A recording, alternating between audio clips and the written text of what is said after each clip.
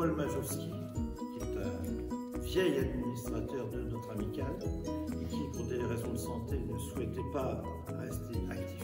Donc il est démissionnaire, mais je vous propose de le nommer administrateur honoraire du conseil d'administration de notre amicale. Qui est contre? Qui s'abstient?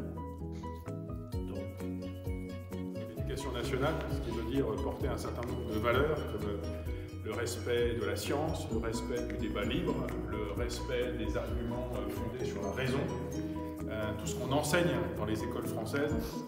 Et je pense que c'est plus que jamais nécessaire. On aurait pu penser que c'était des valeurs qui étaient définitivement ancrées, qu'il s'agissait simplement de faire vivre.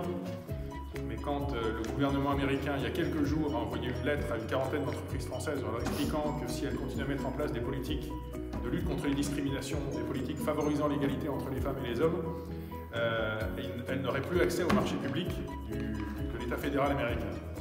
Bercy a heureusement réagi comme il le fallait, mais les valeurs que vous avez enseignées pendant toute votre carrière, je crois aujourd'hui, sont peut-être plus, en tout cas peut-être pas menacées, mais attaquées que jamais.